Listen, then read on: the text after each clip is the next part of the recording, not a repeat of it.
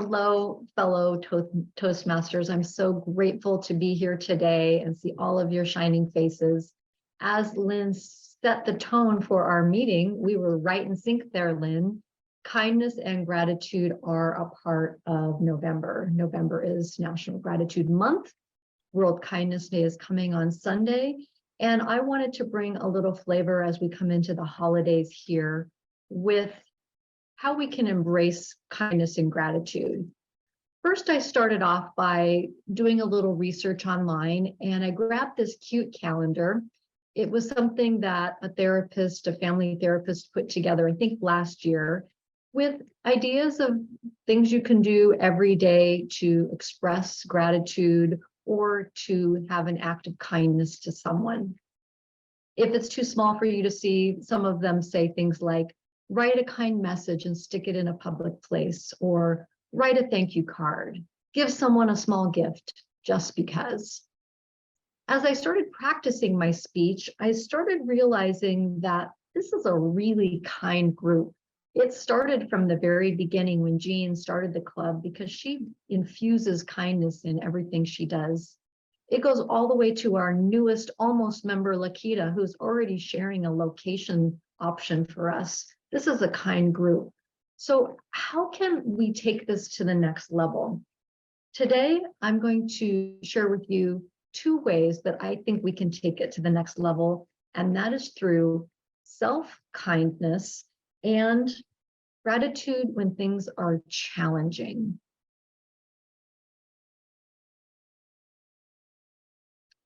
Last week, I had the opportunity to go to a really big conference. The business that I'm in is running summer camps. It's a new endeavor. I've got some books and kits and things that I'm promoting. And this was the first time that I really went all out. I spent some significant investment to go to California.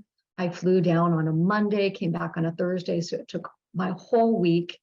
And I had big aspirations for this. I have a new website page. I invested in new business cards, and I really put myself up front and out there. A few days before the conference, I found out a few things. The person who was going to travel with me couldn't go. So I was going to be on my own, lugging bags through the airport. And okay, maybe there's a good thing that'll happen. Maybe I'll find new people to help me. And that did happen. I found people that were my angels along the way and helped me.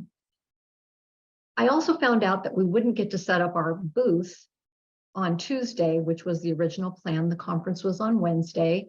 And that meant that I basically flew down there 24 hours early, spent an extra night's hotel room that I really didn't have to do. But I was grateful that I got to go for a walk on the beach. It was on a beautiful morning. So I found some silver lining in that. But by Tuesday night, when it was 8 p.m. and it was time to set up, it wasn't ready. And I was getting really frustrated. My fear was starting to rise. I thinking about the money that I spent. I was learning that the booth that I had purchased was really a table. The backdrop that I purchased had nowhere to be hung, and I had to really figure it out. But it was really difficult right between these two little ears here. I was getting frustrated. So what did I do? I pulled out my kindness card and I looked across to the gentleman directly across from me. He was setting up, and I said to him, how can I help you? What can I do for you? And he looked at me and he said, well, I need a box. Well, what kind of box? He just needed an empty cardboard box. So I went to the organizer of the event, asked him if he had a box. And within 5 minutes, the gentleman had a box. And I felt better. I felt like I had helped someone instead of wallowing in my own pity. So just by lending a helping hand, I was able to move and transform through that. I came home on Thursday night. It was pouring down rain. It was dark. I made it home. Friday, I caught up as much as I could from the week on all my other things. And Friday night, the power went out. Did it go out in your house? It went out in mine. And a couple hours is fun and fine.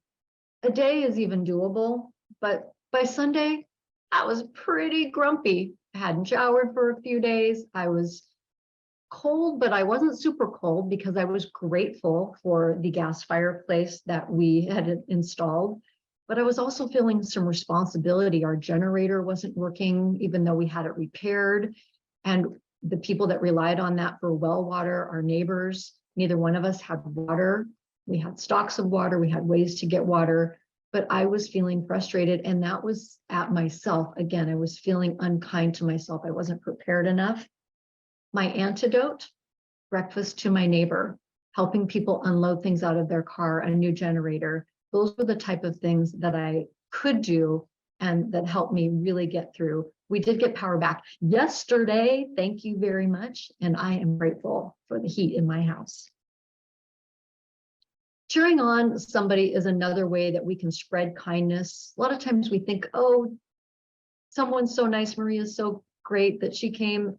But look at what a beautiful backdrop she has so I can see the green light. It's so professional. It's so easy. I really want to appreciate her for stepping up. For Lynn, meeting me yesterday, looking at a location. Lynn and I have been on that search for almost 2 years, finding a place. We're getting so close, and I am cheering us on and grateful for Lynn every moment. Here's a couple of bright ideas to make it through November. Things don't have to cost money, but they are very valuable. What is it that you have in your heart, in your words of benevolence that you can offer to someone to transform a situation? Double down when you are down. In that moment, at that conference center, I can literally feel the stress rise as I talk about it. Breathing, walking around and talking to the other vendors and edifying them, excited to meet them, taking their card. It was what I could do. And we're just going into the season here. So set yourself up for the holidays with kindness to yourself and to others. And in closing, one of the greatest gifts that we can give is the gift of time. It is something that we share with kindness and with gratitude, and which I send all of you, my fellow Toastmasters, Madam Toastmaster.